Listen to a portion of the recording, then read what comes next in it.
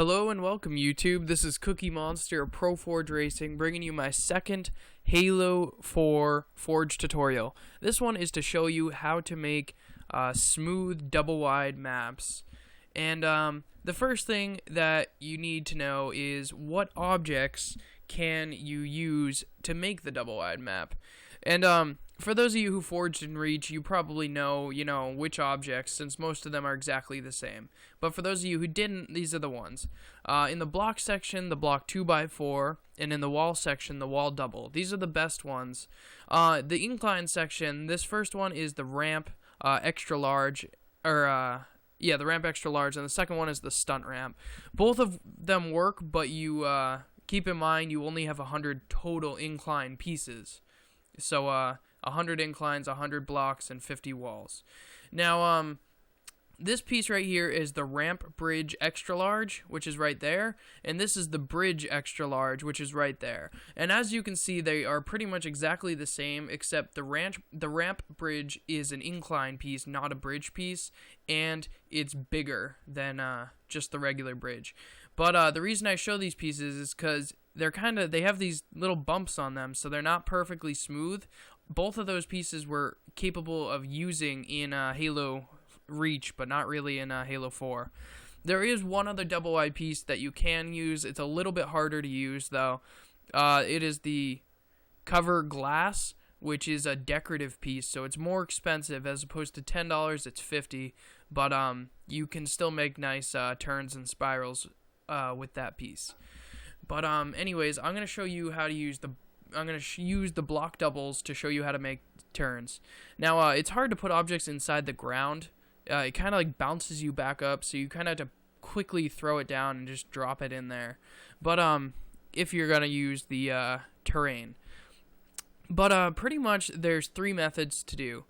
The first method to use is just deleting the piece and respawning it. Well, actually, I guess edit coordinates would be the first method, which you can see me trying to use here.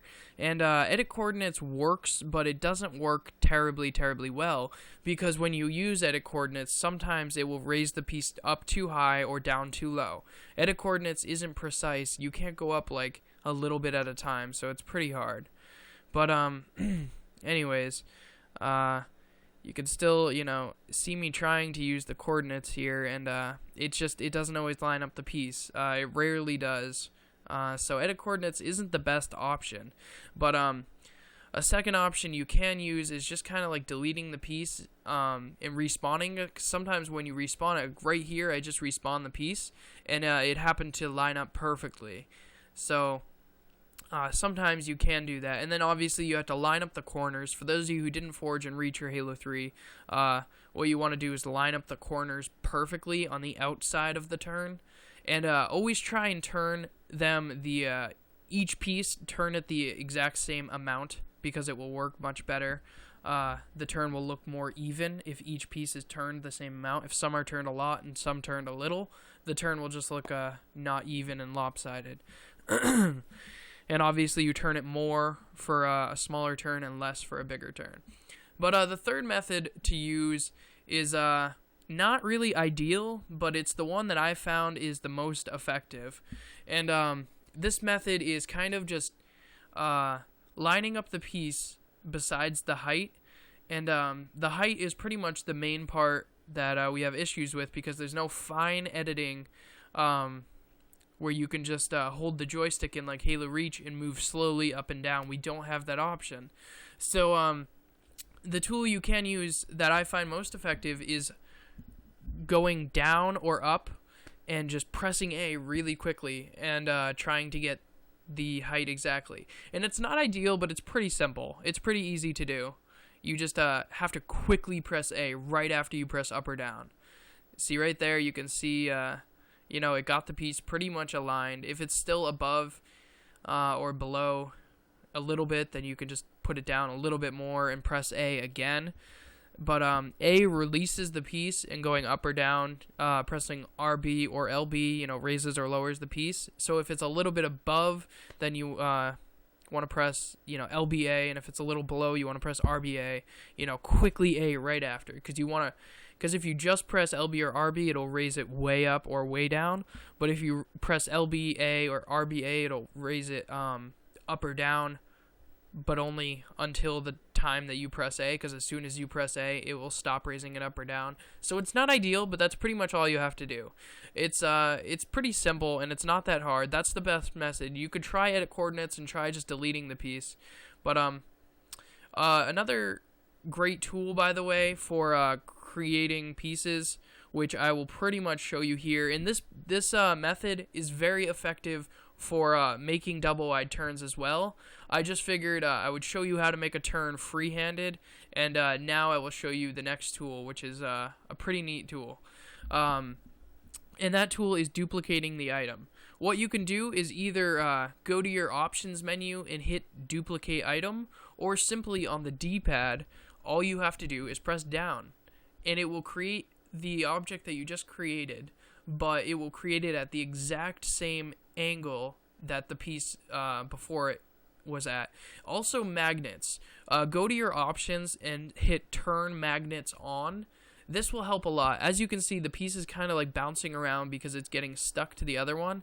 And what I did was I duplicate the item, and right here I'm making a hill using the wall doubles, and the magnets line up the edges perfectly. However, magnets are more useful if you're making a straight area, like a straightaway or a downhill or some sort of hill that's straight. It's not quite as useful for turns because it lines up the sides of them, and it's just a little bit harder. But pretty much all you do is duplicate the item. You know, hover over the item, press down on the D-pad, and then you put it up next to the other one, and the magnets will line it up perfectly. It will line the edges up. Then you just have to change the height, like if you're making a hill like I'm doing here. By the way, just to make a hill, all you have to do is start going up and then slowly lowering the piece until it becomes flat. And then you continue to lower the piece until it starts going downwards. The hill starts going downwards. And then you want to make two. After the hill goes down to the point where it shouldn't go down anymore, with the final piece there, you add a second piece that's completely flat up against it. And then after two at the same angle, then you make another one starting to lift it up a little bit. So the hill will then, come up. So that's how you make a hill. And the last thing here that I'm using is just something that can help you with jumps and stuff. I'm sure most of you have played with these gravity volumes, but pretty much you can edit the shape of them if you want to, and you can use either an invisible one like the one I spawned, or you can make one that is visible. A lot of people prefer the invisible ones because they say they're ugly looking, but I kind of prefer almost the visible ones, because then it's like coming. It's kind of weird when all of a sudden like the gravity just changes. So it's just really your opinion. But again, I will probably make another tutorial showing you how to use these. But I just wanted to kind of throw these in there because these can be very helpful with jumps. They edit the gravity. If they're facing upwards like how they normally spawn, then they'll slowly lift you up. And if you flip it upside down, they'll slowly lift you down. They help with jump landings and elevators and stuff like that, but primarily jump landings, so don't be afraid to use those. But that's pretty much how to make a double-wide turn, how to make a double-wide hill, how to use the magnet feature, how to use the duplicate item feature, and just a quick view of how to use the gravity volumes. But I hope this was helpful. If you have any questions at all, do not hesitate to send me a personal message on Xbox or YouTube, or leave a question in the comments. If there's any way I can help, I'll be glad to. Thank you guys very much for watching.